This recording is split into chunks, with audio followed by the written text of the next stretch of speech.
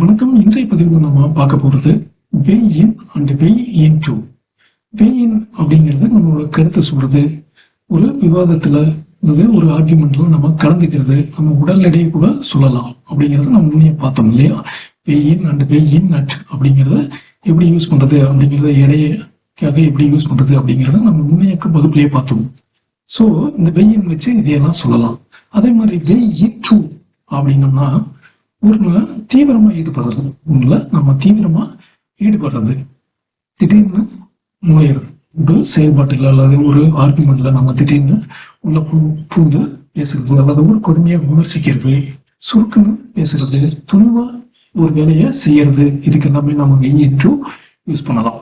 So இன்னைக்கு வகுப்புல நாம என்ன பார்க்க போறோம், weigh and weigh in and weigh into அப்படிங்கிறது தான் நம்ம டெய்லி லைஃப்ல எப்படி யூஸ் பண்ணிக்கிறது அப்படிங்கிறதான் பார்க்க போறோம். ஸோ ஃபர்ஸ்ட் எக்ஸாம்பிள்ஸ் பாருங்களேன். The teacher asked everyone to weigh in on the rule. The teacher asked everyone to weigh in on the rule. New rules. Teacher புதிய ரூல்ஸை பத்தி, புதிய விதிமுறைகள், நிபந்தனைகளை பத்தி எல்லாத்தோட கருத்தையும் கேட்டாரு. எல்லாத்தோட கருத்துகளையும் கேட்டுக்கொள்ளுதல், வே இன், கருத்தை சொல்றது. I weigh in every Sunday at a gym. So weigh in அப்படின்னம்னா என்னது, எடை பார்க்கறது அப்படின்னு.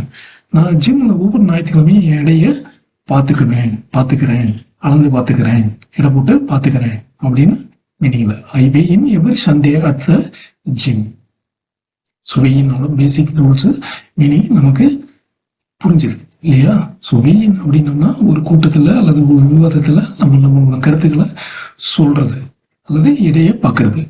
ஸோ இப்போ அடுத்த சென்டென்ஸ் பார்ப்போம். The manager or principal or the leader weighed in with his opinion. Weighed in with his opinions and everyone agreed. The மேலாளர் அல்லது முதல்வர் தன்னோட கருத்தை சொன்னார், எல்லாரும் சம்மதித்தார்கள், எல்லாரும் ஏத்துக்கிட்டாங்க அப்படின்னு. She didn't want to weigh in. She didn't want to weigh in. So weigh in அப்படின்னா கருத்து சொல்றது. Didn't want to weigh in. அவளோட கருத்தை சொல்ல விரும்பல. But her friends forced her to speak. ஆனா அவங்களோட ஃப்ரெண்ட்ஸ் எல்லாமே என்ன பண்ணாங்க, அவங்கள பேச வச்சாங்க, ரொம்ப ஃபோர்ஸ் பண்ணி பேச வச்சாங்க. When the meeting started, the director, the principal or the head person weighed in with some strong points. கூட்டம் தொடங்குவதையோ அதனுடைய ஹெட், த டைரக்டர், இயக்குனர் அல்லது ஹெட் பர்சன் சில ஸ்ட்ராங்கான கருத்துக்களை ஷேர் பண்ணார், விவரித்தார், பகிர்ந்தார். The people respect him because he only weigh in when it's really necessary. When it's really necessary. எப்ப இருக்கோ அப்ப நம்ம நெசசரியான விஷயங்களை விவரிக்கிறாரு. அவன் உண்மையிலேயே அவசியமானது மட்டுமே, அவசியங்கிறத மட்டுமே சொல்றதால மக்கள் நம்மை மதிக்கிறார்கள். சரிங்களா. இப்ப நம்ம இத வெயின்ல ஒரு கண்டிஷனை பார்க்கலாமே. If you weighed in too strongly, I had to make another choice.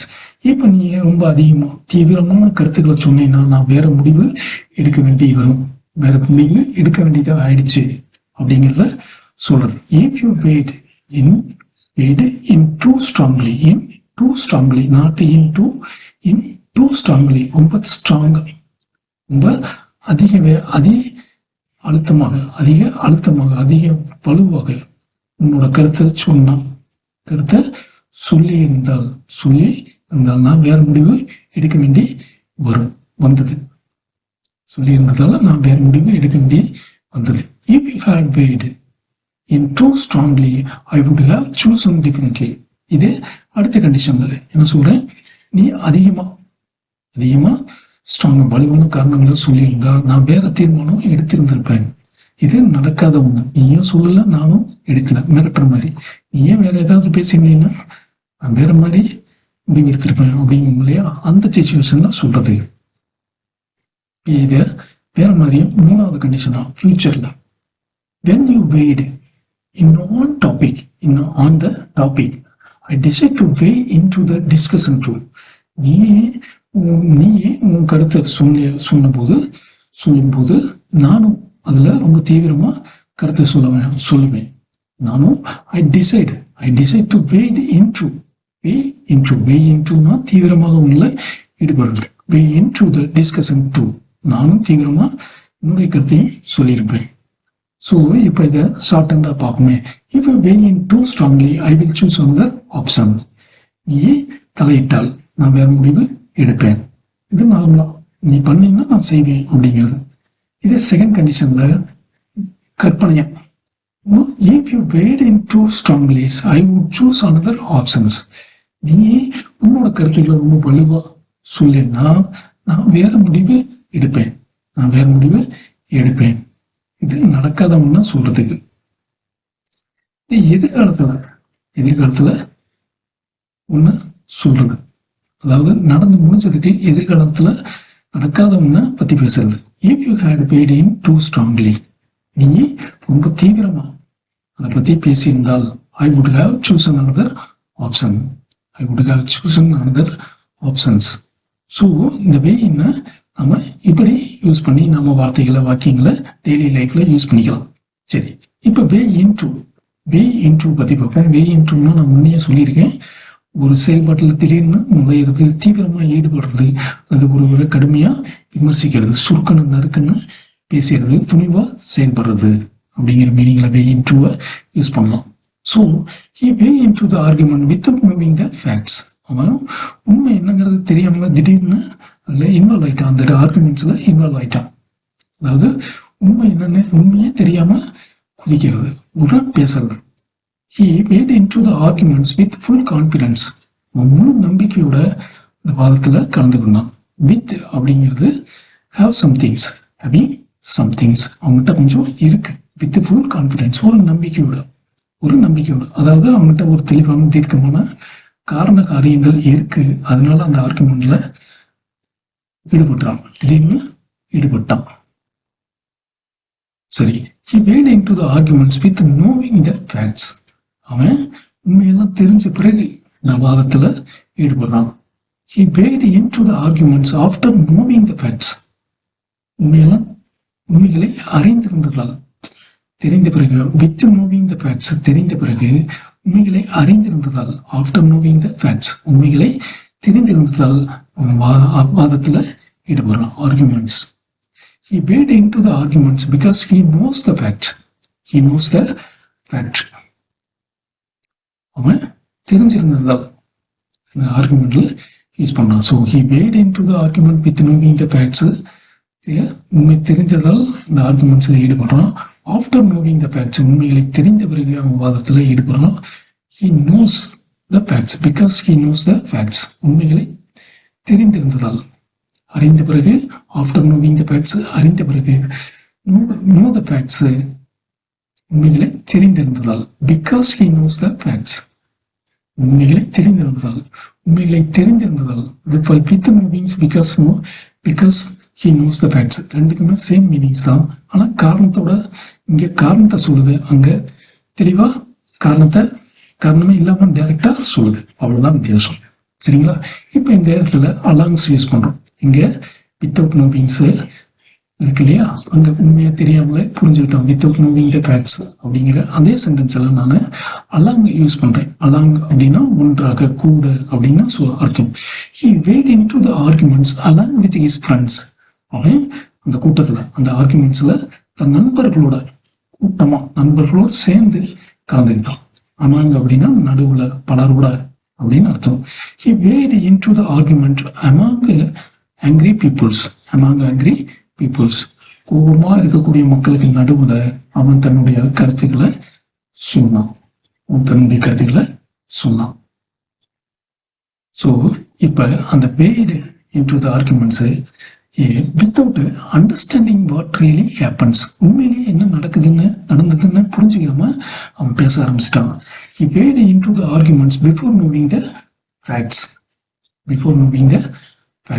அவன் உண்மையில தெரிஞ்சுக்கிறதுக்கு முன்னாலேயே ஆர்குமெண்ட் பண்ண ஆரம்பிச்சிட்டான். he wade into the arguments even though he didn't know the facts. உனக்கு உண்மை என்னன்னு தெரியலைனாலும் ஒரு வேகத்துல திடீர்னு உள்ள இன்வால்வ் ஆயிடுறது, திடீர்னு வாதத்துக்குள்ள வந்துடுது. சரிங்களா? இப்ப அடுத்த எக்ஸாம்பிள் பார்க்கணும். இந்த team paid into the work with full energy. அந்த டீம், அந்த அணி, அந்த குழு முழு உற்சாகத்தோட வேலையில இறங்குச்சு. She wade into the discussion and her comments changed everyone's mind. அவர் திடீர்னு அந்த விவாதத்துல இறங்கினா, ஈடுபட்டால் அவளுடைய கருத்துக்கள் எல்லாத்தோட மனசையும் மாத்துச்சு. Next, the reporter wade into the minister but he stayed calm. the செய்தியாளர் என்ன பண்றாரு, ஒரு கேள்வி கேட்கிறாங்க. wade into the minister, the minister அந்த அமைச்சரை கேள்வி கேட்கிறாரு. அதனால அவரு ரொம்ப பொறுமையா பதில் சொல்றாரு. இந்த செய்தியாளர் இந்த அமைச்சரை கடுமையா விமர்சிக்கிறார், கடுமையான கொஸ்டின் பண்றாரு. இந்த reporter wade into the minister but he stayed calm. ஆனா அவர் அமைதியா இருந்தாரு. when the coach criticized them, the players wade into the extra practice. இங்க பாருங்க, இந்த பயிற்சியாளர் விமர்சித்ததும் அங்க அமைச்சரை செய்தியாளர் கடுமையா விமர்சிக்கிறார் அல்லது கடுமையான விவாதத்தில் ஈடுபடுறார். The reporter wade into the minister but he stayed calm. இந்த example, when the coach criticized them, the players wade into extra practice. இந்த பயிற்சியாளரை விமர்சித்ததும் அந்த வீரர்கள் என்ன பண்றாங்க, கூடுதல் பயிற்சியில் தீவிரமா இறங்குறாங்க. wade into the extra practice. wade into தீவிரமாக இறங்குறது, ஈடுபடுதல், தீவிரமா ஈடுபடுறாங்க, கூடுதல் பயிற்சிகளை ஈடுபடுறாங்க. He wade into the problem because he want to find the solution quickly. அவன் விரைவா தீர்வு காணணும் அப்படிங்கிறதுக்காகவே அந்த பிரச்சனையில ஆர்வமா தீவிரமா ஈடுபடுறான். ஸோ ரொம்ப கன்ஃபியூஸ் பண்றதா புரிஞ்சுதா? இப்போ நம்ம கடைசி ஒரு ஆப்ஷனை நம்ம பார்த்துட்டு இந்த செஷனை பைண்ட் அப் பண்ணிக்கலாம். இப்ப இதே ஒருத்தர் ஒரு விவாதத்துல கலந்துட்டு தன்னோட கருத்தை சொல்லி அடுத்தவங்களுக்கு எப்படி ஆதரவும் தெரிவிக்கிறது அப்படிங்கிறத பார்ப்போம். The many celebrities weigh in on the issues and backed the actors. பல பிரபலங்கள் அந்த விவகாரத்துல தங்களோட கருத்தை தெரிவித்தும் அந்த நடிகையை ஆதரித்தும் இருந்தனர்.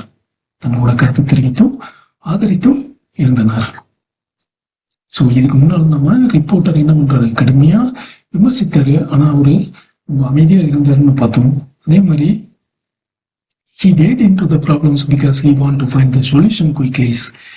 ஸோ wading in on அப்படின்னம்னாலே ஒரு கருத்துல அல்லது ஒரு ஆர்குமெண்ட்ஸ்ல, ஒரு விவாதத்துல, ஒரு எதிர்கருத்துக்களை அல்லது ஒரு பிரச்சனைகள்ல நம்ம ஈடுபடுதல் அப்படிங்கிற மீனிங் தான். ஸோ இப்போ அடுத்த sentence, the journalist weighed in on the controversy but didn't back anyone's. அந்த செய்தியாளர் என்ன பண்ணாரு, அந்த சர்ச்சையில தன்னோட கருத்துக்களை சொல்றாரு. Controversy, weighed in on, weighed in அப்படின்னா கருத்தை தெரிவிக்கிறது, ஈடுபடுறது, திடீர்னு ஈடுபடுறது. ஸோ கருத்தை தெரிவித்தார், ஆனா யாரையும் ஆதரிக்கல. பட் didn't back anyone's, யாரையும் ஆதரிக்கல. So weighed in too much. இந்த too much அப்படிங்கிறது too much அப்படியே யூஸ் பண்ண முடியாது. அதுக்கு பதில் நம்ம என்ன யூஸ் பண்ணலாம் அப்படின்னு பார்த்தீங்கன்னா, weighed in too often, too many times, too strongly, இதெல்லாம் தான் நம்ம யூஸ் பண்ண முடியும். ஸோ இதை வச்சு நம்ம ஒரு சென்டென்ஸ் நம்ம ஆல்ரெடி பார்த்தோம் இல்லையா, ஒரு கண்டிஷன்ல ஒரு கிளான்ஸ் அதை recall பண்ணிடுவோமே. if you wade in too strongly or too often, I had to make another choice. நீ அதிகமா கருத்து சொன்னா நான் வேற முடிவு எடுக்க வேண்டி வந்தது. if we had waded in too strongly or too many times, too often, I would have chosen differently. நான் வேற விதமா தீர்மானம் எடுத்திருப்பேன். when you wade in on the topics, I decide to wade into the discussion too. நீ இந்த விவாதத்துல உன் கருத்து சொன்ன போது நானும் முதல்ல ரொம்ப தீவிரமா ஈடுபடுங்க முடிவு செய்தேன். ஸோ இப்ப இந்த வே இன்ட்ரூ அப்படிங்கிறது உங்களுக்கு புரிஞ்சிருக்கும் இல்லையா? ஸோ இந்த had to, அப்படிங்கிறது எல்லாமே என்னது had to present partial past participles. அதுக்கு ஃபேக்ட் எப்படி இருக்கும் result effect and fact effect and fact. If the effect had plus past participles, then the effect would have plus past participles. இதுதான் இந்த கண்டிஷன்ல third condition உடைய fact add plus past participles, effect would have plus past participles. இந்த grammar rules எல்லாமே நமக்கு வேண்டாம், நம்ம சிச்சுவேஷனுக்கு தகுந்த மாதிரி நம்ம பேசிக்கணுமே. So if you had come earlier I would have meet you. நீ முன்னே வந்திருந்தீங்கன்னா நான் உன்னைய பார்த்துருப்பேன். If you had bade in too strongly, நீ அதிகமாக தலையிட்டு இருந்தால், அதிகமாக வலுவாக பேசி இருந்தால், I would have chosen another options, நான் வேற தேர்வை எடுத்திருப்பேன், வேற ஆப்ஷன் வேற முடிவை எடுத்திருப்பேன். ஸோ இதை இப்போ நம்ம பே இன் அண்ட் பே இன் டூல இருக்கக்கூடிய வித்தியாசங்களை பார்த்தோம். கொஞ்சம் புரிஞ்சிருக்கும். புரியாதவங்க உங்களுடைய கருத்துக்களை பதிவு பண்ணுங்க. அதே மாதிரி நம்மளுடைய சேனலை மறக்காம லைக் பண்ணுங்க, ஷேர் பண்ணுங்க, சப்ஸ்கிரைப் பண்ணுங்க. நன்றி, வணக்கம்.